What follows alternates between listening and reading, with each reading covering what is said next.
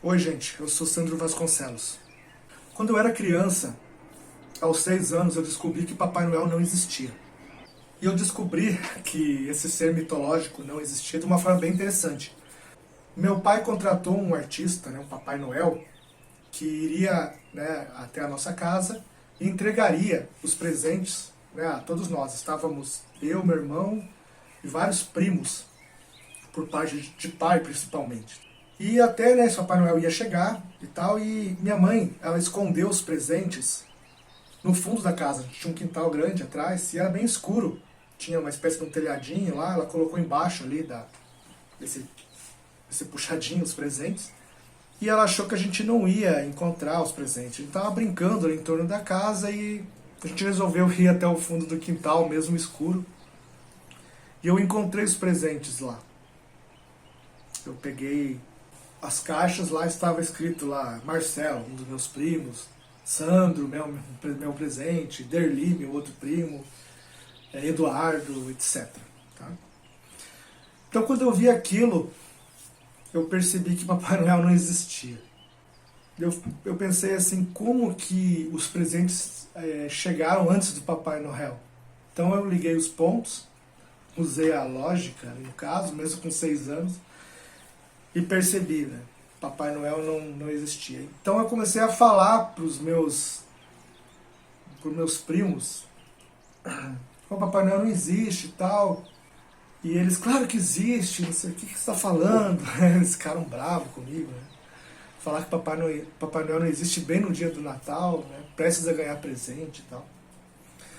Minha mãe ouviu aquilo, veio e falou comigo, falou, o que está acontecendo? Eu falei, Papai Noel não existe, né, mãe? Daí ela falou, não existe, eu vou te falar a verdade, não existe.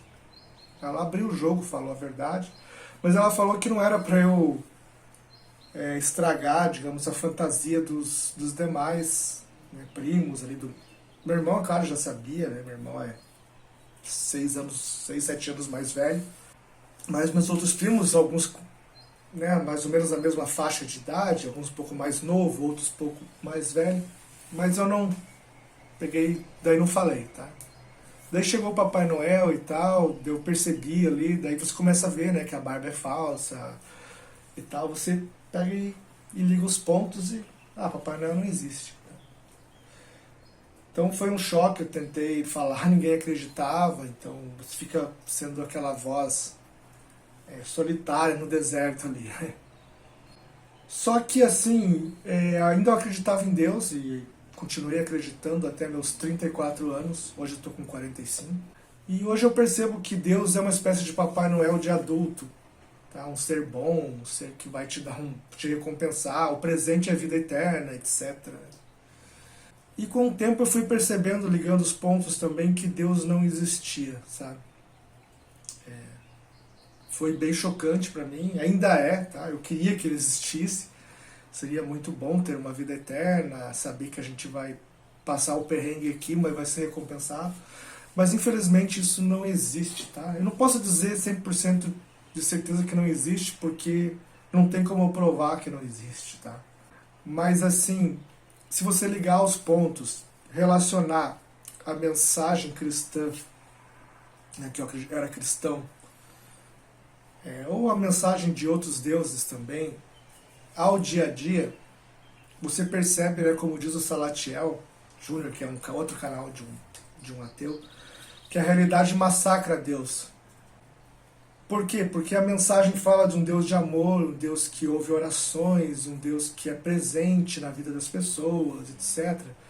Mas a gente coloca ali, olha para a realidade, o que a gente vê? Dor, que vê sofrimento. E daí as pessoas falam, não, mas isso é consequência do pecado. Eu defendi isso por muito tempo, que era consequência do pecado de Eva e Adão. Só que assim, será que isso não é uma desculpa para isentar Deus de toda essa maldade? Jogar a culpa toda em nós é muito fácil. Ninguém pediu para nascer, a gente já nasce sobre essa condição do pecado, herdado de um casal que a gente nem conheceu, então a gente já nasce inocentemente herdando uma maldição. Tá? Isso já põe em xeque a questão da justiça de Deus, ao meu ver. E assim, você olha para a realidade, você vê um animal sendo agressivo com o outro, comendo o outro, você vê que a natureza é selvagem, né? É cruel. Os seres fazem coisas assim que são muito cruéis, tipo o gato brinca com sua vítima antes de comer, por exemplo. Aquele fungo, né, que invade a mente de uma formiga e a controla, zumbifica, digamos assim. Você vê o leão, né, destruindo, né, as vísceras de uma zebra, ou matando os próprios filhotes para não ter concorrência no futuro. Então você vê que não bate, né, essa visão romântica que o cristianismo fala da natureza, de perfeição. Nós temos, né, doenças, nós envelhecemos, nós sofremos, nós ficamos limitados. Então a vida não é nada perfeita, ela se sustenta de uma certa forma, com certas leis intrínsecas a ela, mas ela não numa perspectiva assim de divina, né, de favorecimento de uma espécie, ou da espécie humana, ou de, né, de favorecimento de pessoas que creem ou não creem. Né? Você vê pessoas que creem morrendo em acidentes, pessoas ímpias, né, se dando bem na vida, conquistando coisas, e outras pessoas sofrendo muito. Você pode dizer, mas os apóstolos passaram por sofrimento, Jesus Cristo mesmo passou por sofrimento. Mas assim, Deus então colocou a gente no mundo para sofrer, sabe? Tipo, né, crianças nascem e herdam, tipo, AIDS do pai, câncer, doenças hereditárias, que elas não têm culpa nenhuma, morrem prematuramente. Então você percebe que a natureza não bate com esse Deus amoroso. Né?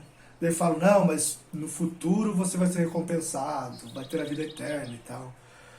Mas será que existe mesmo? Existe alguma evidência dessa vida eterna? Eu não vejo, né? Não enxergo isso. Se Deus colocou a gente aqui nessa vida, Ele teria que se manifestar aqui mesmo. Né? Ele teria que mostrar, né, que Ele é bom e tipo, de forma objetiva mesmo, sabe?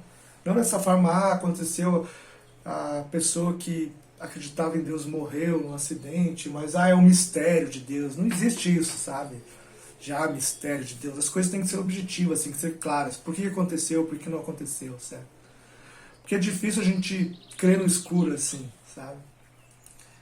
Então eu comecei a perceber que a maldade do mundo, ela depõe contra esse Deus de amor que as pessoas pregam e tal. Sem contar as imensas contradições na Bíblia, em trechos em que Deus, por exemplo, com Jó, brinca com a vida dele, faz um joguinho com Satanás, dá um monte de doença para ele, tira os filhos, tira propriedades, etc. Só para ver se ele permanecia fiel, né? E essa coisa de ter que adorar um Deus que parece ser narcisista e precisa da adoração daqueles seres que ele criou. Então tudo isso não faz sentido, né? Ou mesmo Jesus, por que colocou o Filho para morrer por nós, para pagar pelos pecados, tá? O pecado que o próprio Deus colocou no mundo, porque, querendo ou não, a árvore do conhecimento do bem e do mal foi Deus quem fez, tá? Então nós herdamos, nós nascemos com esse pecado e a gente põe seu filho para morrer, a gente tem que acreditar nisso. Coisa meio sem pé nem cabeça, né, ao meu ver. Então, mas a gente não percebe isso, porque a gente é criado ouvindo essas histórias e isso parece perfeitamente normal, mas se a gente analisar racionalmente, não faz sentido. Tá? Deus não existe, é improvável, né? Não faz sentido nessa realidade de dor e sofrimento. E por que eu sou budista? Porque o budismo ele parte exatamente da interpretação do mundo a partir do sofrimento. Então foi isso que me atraiu ao budismo, tá? Porque enquanto o cristianismo parte da bondade de Deus, do amor de Deus, que é algo positivo, mas que a gente não enxerga na realidade, o budismo parte de algo negativo como fundamento dos seus ensinamentos, mas é algo que você vê. Tipo, o sofrimento está ali, está acontecendo. Então, tanto é que os primeiros ensinamentos budistas, as nobres verdades, as 4 nobres verdades, elas são pautadas no sofrimento, tá? e como você pode amenizar esse sofrimento. Tá? Então, é engraçado, a gente percebe que Deus não existe, assim como eu percebi que Papai Noel não existia. Você fala, mas você é uma voz solitária, porque a maioria das pessoas acreditam, ainda estão iludidas de que há esse ser invisível, que não há nenhuma evidência objetiva dele, é apenas algo, os testemunhos são subjetivos, eu senti, eu vi, eu sinto ele todos os dias, eu falo com ele, tá? Mas isso pode ser uma esquizofrenia, pode ser um amigo imaginário, né? Um Papai Noel, no caso, né? De adulto. Tá? Então a mensagem de hoje é isso. Espero que tenham gostado da reflexão.